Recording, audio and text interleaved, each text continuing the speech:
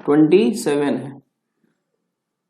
कल जो क्लास बताए थे उसमें 2 सवाल लगातार इसी टाइप का बताए थे, लेकिन ये थोड़ा सा कॉन्सेप्चुअल है, थोड़ा अच्छे से समझेंगे। कुछ संख्या में घोड़ा और उतनी ही संख्या में आदमी कहीं जा रहे हैं। माने घोड़ा कुछ है और उतने ही आदमी हैं, लोग जा रहे हैं कहीं पे। आधा यानी कि जो मालिक हैं अपने घोड़े पर बैठे हैं, जबकि शेष यानी आधा अपने घोड़े का नेतृत्व करते हुए साथ साथ चल रहे हैं। देख ले बाबू, जैसे क्या है इस सवाल में कहता है कुछ घोड़ा है। क्या है? कुछ घोड़ा है, और जितने घोड़ा है ना उतने ही आदमी हैं। जितने घोड़े हैं उतने ही क्या है? आदमी हैं। और बाद में क्या होता है, माने जितने घोड़े हैं उतने आदमी हैं। अब बाद में नहीं, कंडीशन है कि आधा आदमी तो घोड़ा पर बैठा है, आधा आदमी घोड़ा पर बैठा है और आधा आदमी जो है घोड़े का नेतृत्व कर रहा है, मतलब अपने साथ घोड़वा को लेकर के टुकुर टुकुर टुकुर दोनों बुलते चल रहा है। ऐसे समझो, ठीक है। कुछ संख्या में घोड़ा है और उतने ही संख्या में आदमी कहीं जा रहे हैं। आधा जो मालिक है वो अपने घोड़ा पर बैठा है, जबकि शेष अपने घोड़े का नेतृत्व करते हुए साथ साथ चल रहा है, यानी घोड़वा को पकड़ के साथ साथ चल रहा है। यदि जमीन पर चल रही टांगों की संख्या 70 है, जमीन पर चल रही टांगों की संख्या यानी पैर की संख्या 70 है, तो आपको बताना है कि घोड़ा कितना है। देख बाबू, वैसे तो जनरली हम लोग घोड़ा को क्या मान लेते हैं? x, किसी भी चीज को x मानते हैं, लेकिन हम यहाँ पर मानेंगे 2x। कहिएगा काहे? काहे कि आधा लोग बैठल है और आधा चल रहा है, तो जब हम 2x का आधा करें तो x आए, फ्रैक्शन में नहीं आए, इसलिए हमने क्या किया? 2x मान लिया। तो घोड़ा यदि 2x है, इसका मतलब आदमी भी क्या होंगे? 2x। जितना घोड़ा उतने ही तो आदमी है। अब देखो, घोड़ा तो भाई जमीने पे न चलेगा, घोड़ा थोड़ी ना आकाश में चलेगा या मालिक के ऊपर बैठ जाएगा। घोड़ा तो जो चलेगा जितना भी 2x घोड़ा है तो 2x घोड़ा का सबका 4-4 पैर होंगे। एक घोड़ा के कितने पैर होते हैं जी? 4 होते हैं। और आदमी के कितने पैर होते हैं? 2 होते हैं। तो भाई घोड़ा तो पूरा का पूरा जमीने पे न चलेगा, तो जमीने पे चलेगा तो 2x घोड़ा का पैर कितना हो जाएगा? 2x गुना 4, चूंकि एक घोड़ा का पैर 4 होता है और 2x घोड़ा चल रहा है तो 2x गुना 4। अब प्लस, अरे भाई आदमी तो 2x है, लेकिन आधा आदमी तो घोड़वा पर बैठल है, और जो आदमी घोड़ा पर बैठल उसका पैर थोड़ी दिखेगा, उसका पैर थोड़ी जमीन पे है, नहीं है। तो 2x में से सिर्फ x आदमी है जो जमीन पे चल रहा है घोड़ा के साथ, और जो जमीन पे चलेगा उसमें एक आदमी का पैर 2 है, तो x आदमी का पैर कितना हो जाएगा? x गुना 2। और ये है टोटल घोड़ा का पैर, ये है टोटल आदमी का पैर, सब मिला करके जमीन पर चल रहे टांगों की संख्या कितनी है? 70 है। ये एक इक्वेशन हो गया, यहां से हम x निकाल लेंगे। ये हो गया 4 दूना 8x और ये 2x, यानी कि टोटल हो गया 10x। यहां से हम x निकालेंगे तो 10 सते 70, यानी x का वैल्यू 7 आया। हमको पूछ रहा था बताएं घोड़ा कितना है, तो हमने घोड़ा को माना था 2x। कितना माना था? 2x। x 7 है तो 2x यानी 2 × 7 यानी कि 14, 14 हमारे हो जाएंगे घोड़ा का संख्या। इतना ही आदमी थे। अगला सवाल देखते हैं। एक फुटबॉल टूर्नामेंट है, उसमें 7 विभिन्न टीमों के लिए 87 यानी 87 खिलाड़ी हैं। 7 टीम है, टीम की संख्या कितनी है? 7 है। टीम है 7 और टोटल मिला के खिलाड़ी कितना है? 87 प्लेयर्स है। इतना क्या है? प्लेयर्स है, यानी कि खिलाड़ी है। 87 प्लेयर्स। कहता प्रत्येक टीम में कम से कम 12 खिलाड़ी हैं। तो 7 टीम है, अब प्रत्येक में 12 खिलाड़ी है, तो 12 सते 84, यानी कि खिलाड़ी यदि मिनिमम 12-12 का भी टीम बनाएगा तो टोटल कितने हो जाएंगे? 84। जबकि प्लेयर्स तो 87 है। तो पूछ रहा है किसी एक टीम के लिए सबसे बड़ी संख्या क्या होगी? भाई तो देखो, जनरली क्या है 12 सते 84, यदि 12-12 का टीम बनाता तो 84 होता, यानी 3 प्लेयर यहाँ बच जाते, तो कोई ना कोई एक टीम होता जिसमें 3 प्लेयर ज्यादा होता। देखो 84 हम घटा देंगे तो कितने का अंतर आ जाता, 3 प्लेयर का। ये 3 प्लेयर किसी न किसी एक टीम में ज्यादा होगा।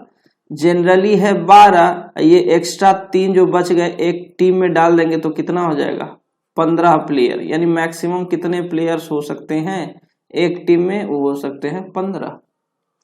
भाई देखो 7 टीम है, 87 प्लेयर्स है, मिनिमम एक टीम में 12 रखना है, तो 12 सते 84 3 प्लेयर बच गए, तो 3 प्लेयर किसी ना किसी एक टीम में हम डाल सकते हैं, तो मैक्सिमम कितना हो जाएगा 15।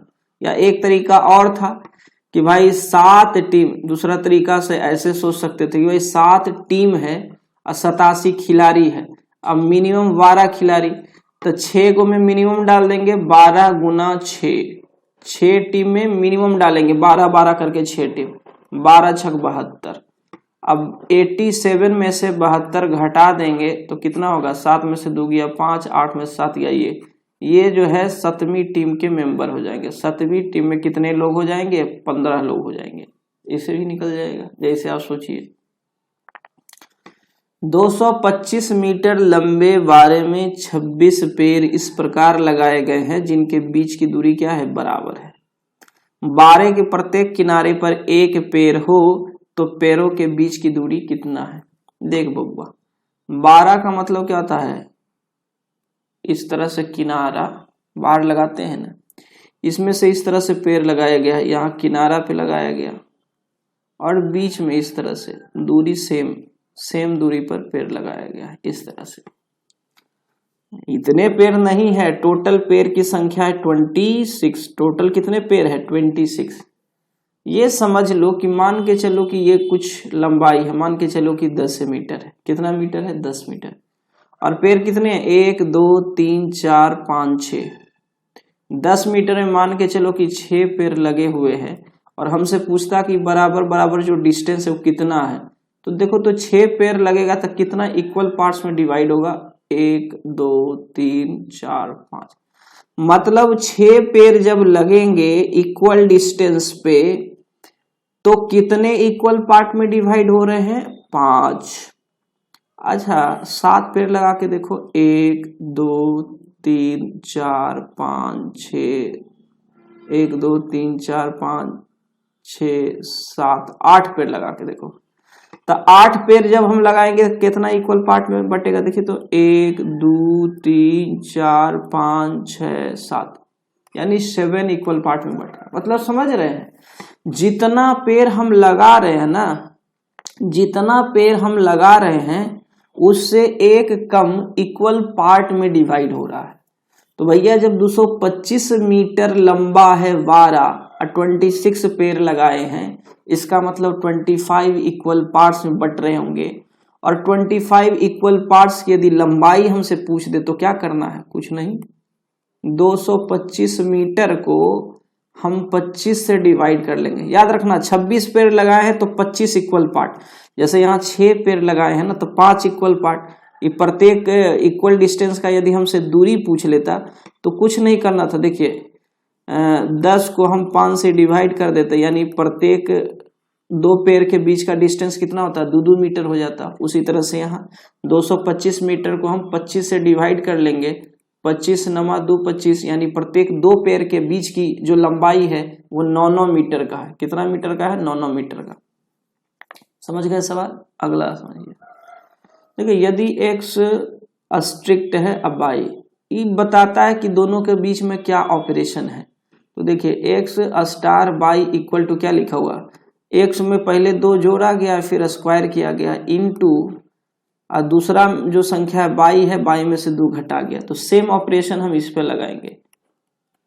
7 स्टार 5 इक्वल टू, पहले क्या करेंगे 7 में x के जगह पर 7 पुट करिए, 7 में 2 जोड़ेंगे, इसका स्क्वायर करेंगे इनटू, y के जगह पे 5 है तो 5 में से हम क्या करेंगे 2 घटा लेंगे, 7 + 2 9, 9 का स्क्वायर करेंगे 81, और गुना, ये क्या है गुना है, 5 में से 2 गया 3, 8 तिया 24 यानी 243 आंसर हो गया ऑप्शन बी।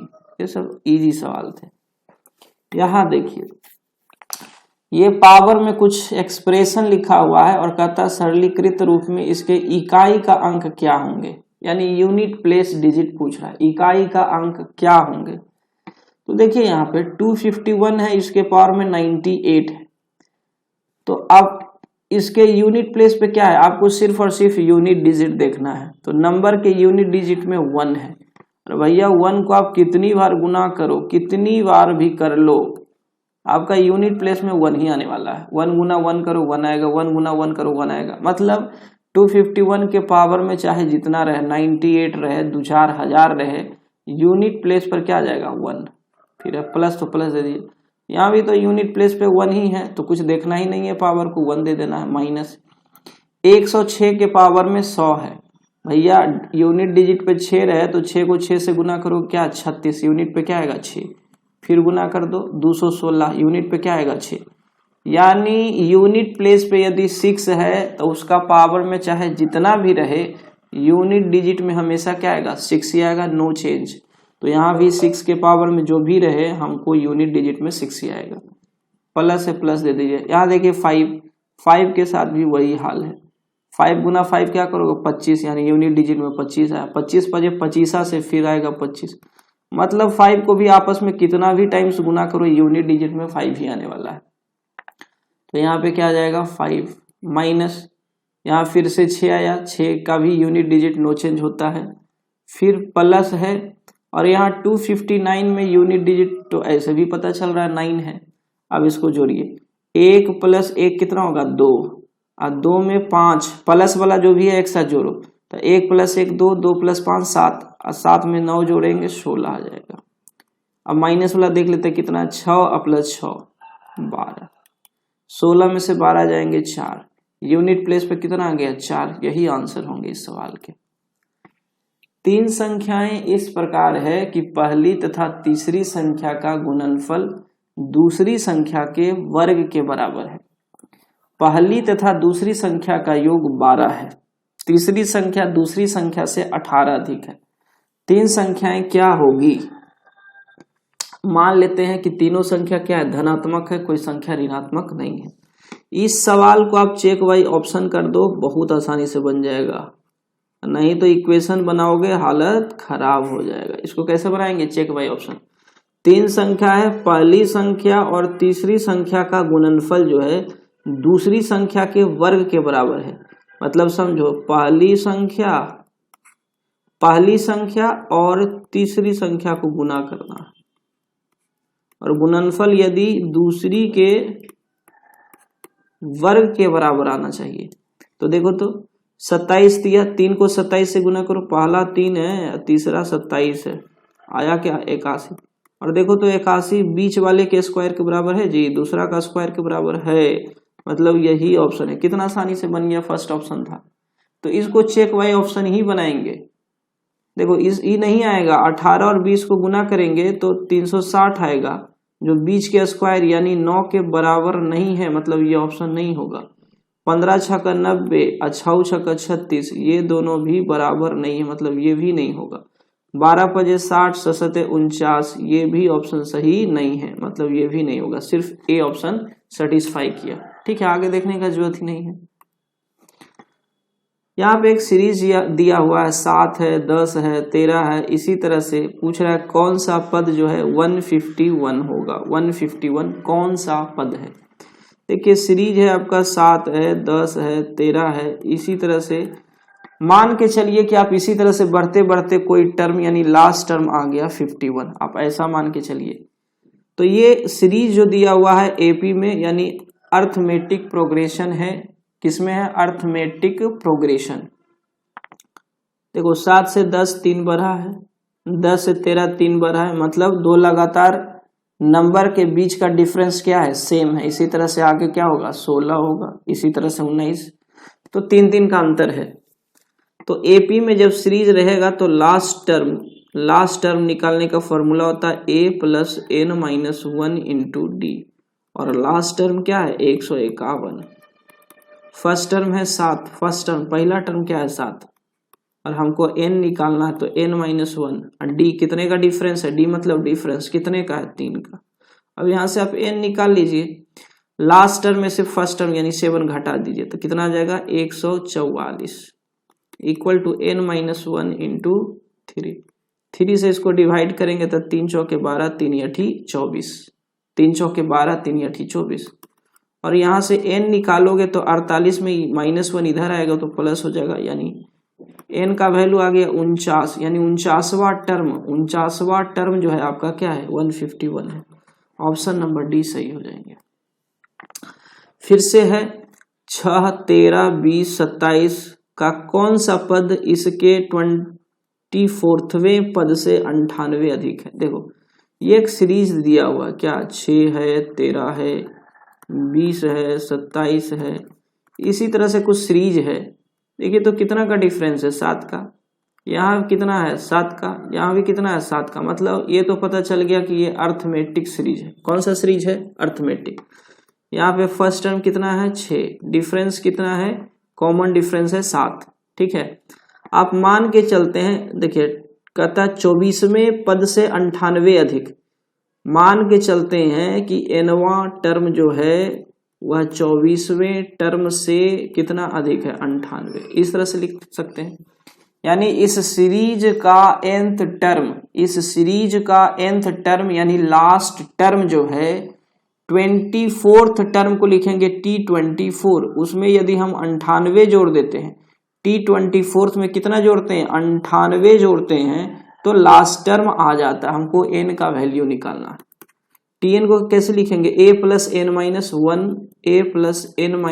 इंटू डी, और यहाँ से T24 को कैसे लिखेंगे, a प्लस n-1, तो n के जगह पे 24 है, -1 इंटू में d, अब प्लस में क्या है 98।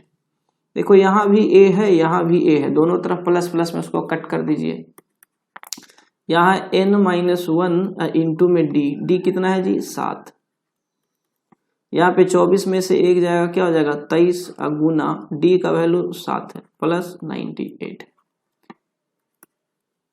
n-1 इंटू 7, 23 सत्ते कितना होता है 161, 23 सत्ते 61 से इसमें 98 जोड़ दे, 8 1 9, 9 6 15, हाथ में 1 1 1 2, आ गया 259।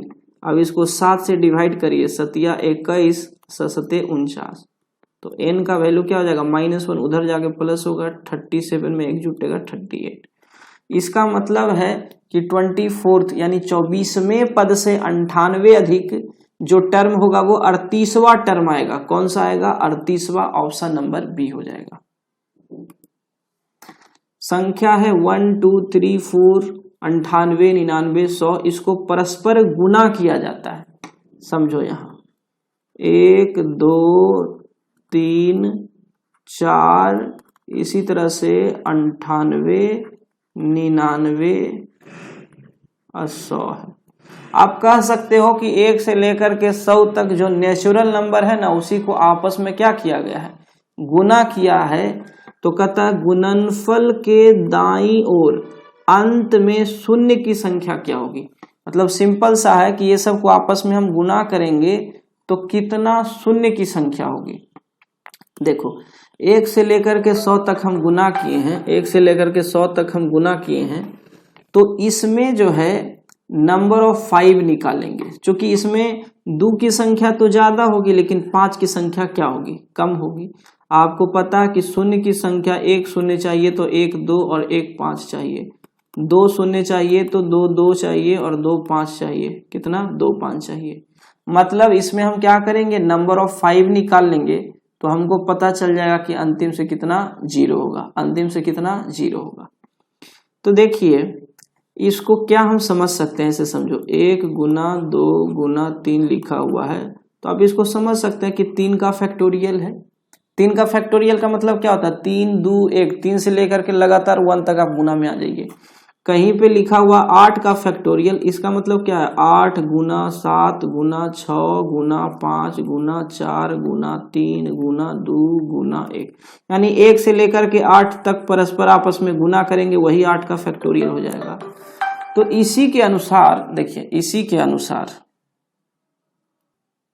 तो देखिए इधर, तो ये हो गया जैसे 1 2 3 4 है, इसको आप क्या लिख सकते हैं 4 का फैक्टोरियल। तो इसी तरह से देखिए 1 से लेकर के 100 तक नंबर आपस में गुना है, तो इसको आप 100 का क्या लिख सकते हैं फैक्टोरियल। अब देखिए कोई भी नंबर जब फैक्टोरियल में है तो नंबर ऑफ 5 निकालने का तरीका है, इस संख्या को पहले क्या करें 5 से डिवाइड करें, फिर उसी संख्या को हम 5 के पावर 2 से डिवाइड करेंगे।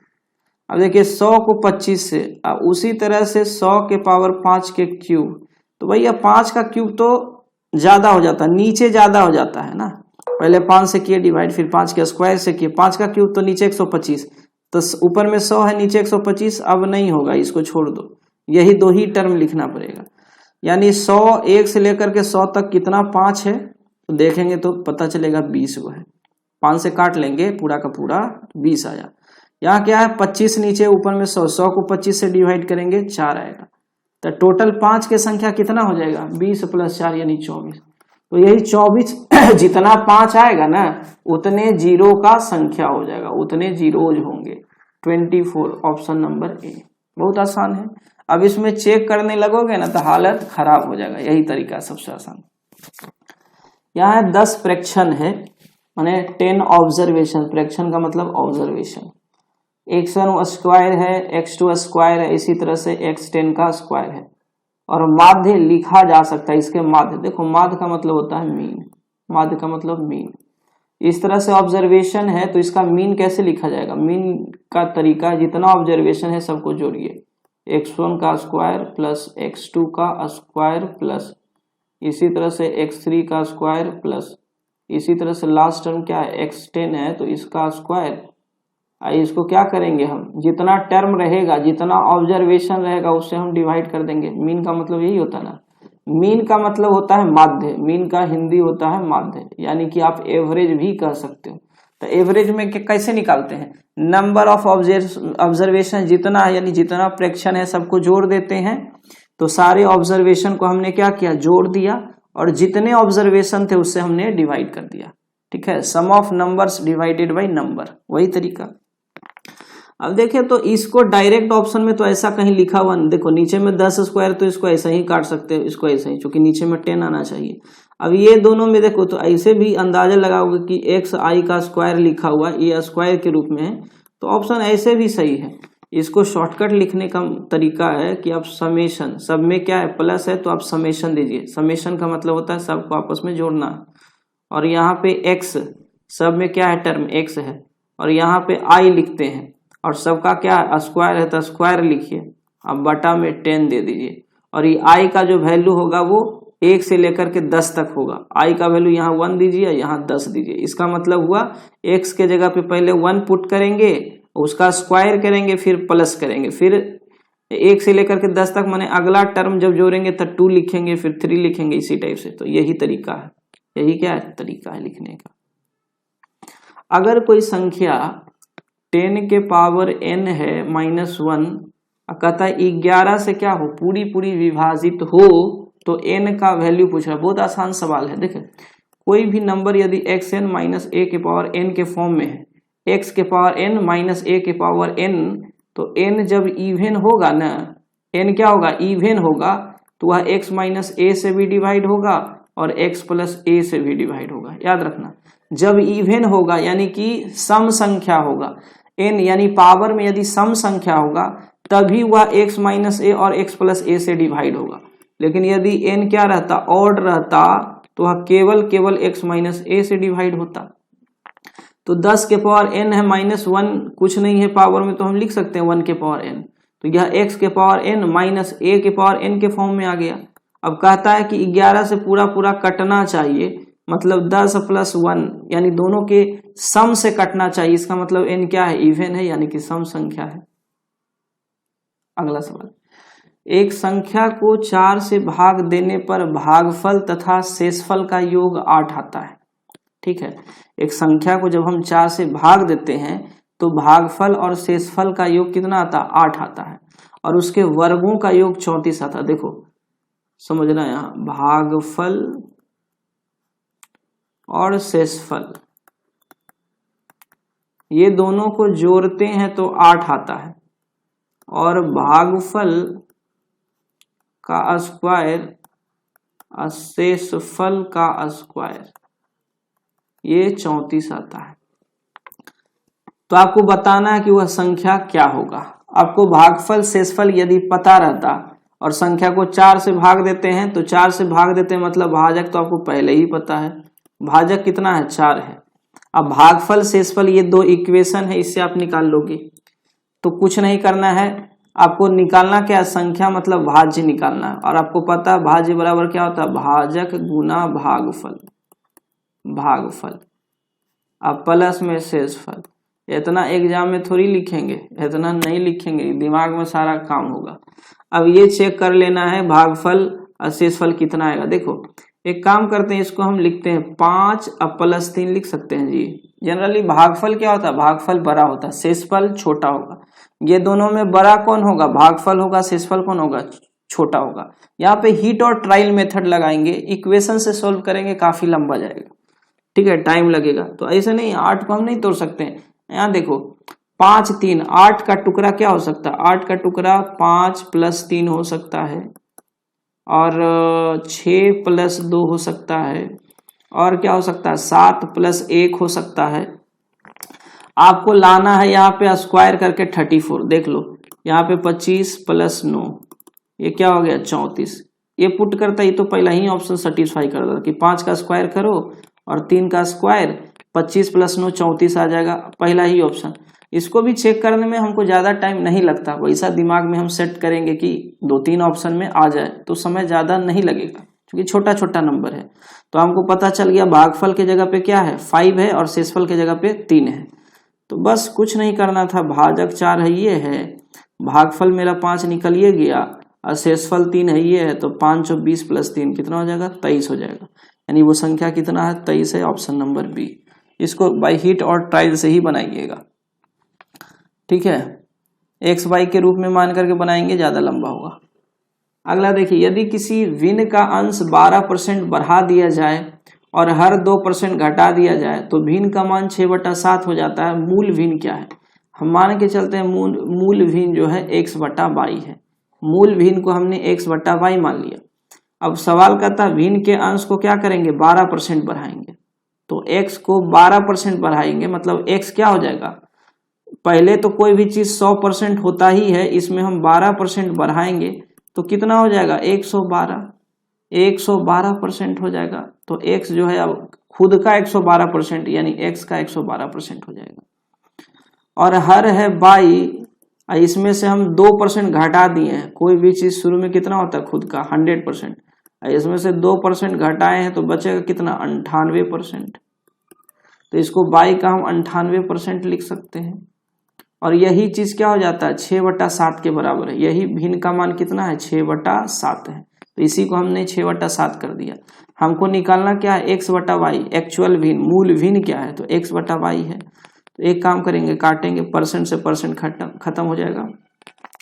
देखो तो 6 से कटेगा जी, 7 से पहले काटिए, 7 एकम 7 और 7 के 28 यानी 14 7 98।